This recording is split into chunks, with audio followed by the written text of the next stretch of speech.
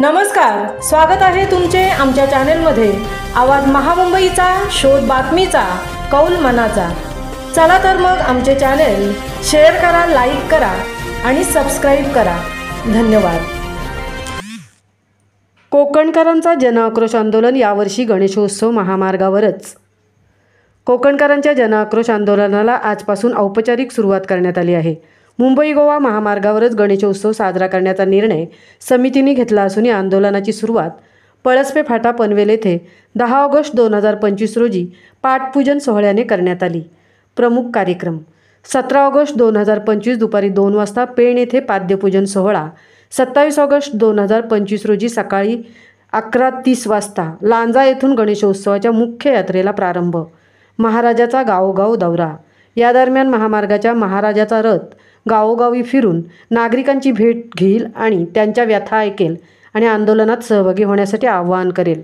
कोकणातील प्रत्येक गावात महाराजा प्रत्यक्ष भेट देणार असून अधिकाधिक कोकणकरांनी या आंदोलनात सहभागी व्हावे अशी अपेक्षा आहे।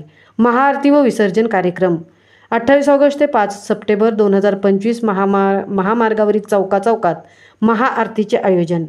जनआक्रोश समितीची ठाम भूमिका।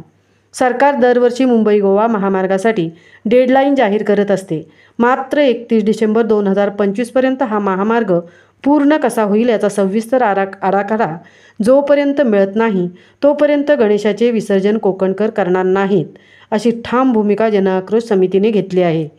कोकणकर अद्याप शांततेच्या मार्गानेच लढत आहेत, परंतु शासन व प्रशासनाने ही समस्या गांभीर्याने घेतली नाही तर यापुढील आंदोलन अधिक तीव्र आणि कठोर करावे लागेल का, असा प्रश्नही आता उपस्थित होत आहे। आवाज महामुंबईचा चॅनेलसाठी नितेश शेलारसह तृप्ती भोईर, पनवेल। छत्रपती शिवाजी महाराज की जय।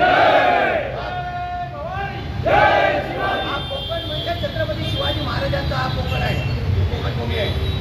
आपण त्यांचे मावळे आहोत। छत्रपती शिवाजी महाराजांनी अन्यायाच्या विरुद्ध लढायला आपल्याला शिकवले आहे। आपण आज अन्यायाच्या विरुद्ध लढतोय।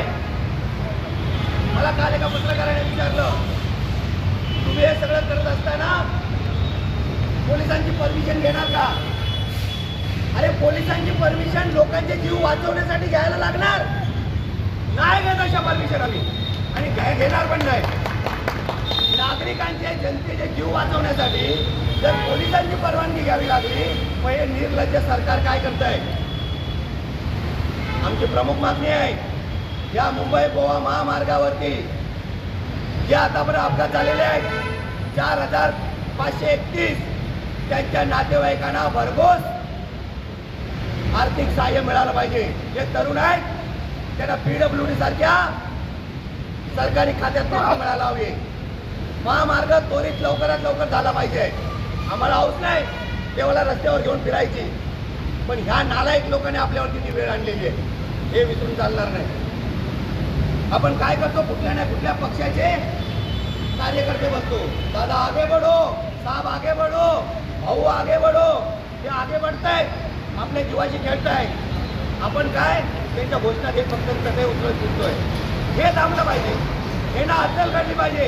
इथपर्यंत यांची शासनं जी आहेत पुढच्या आहेत या डळमळीत होताना दिसत नाही ना, तिथपर्यंत यांना कोणाची काळजी नाही, कधीच काळजी नाही वाटत।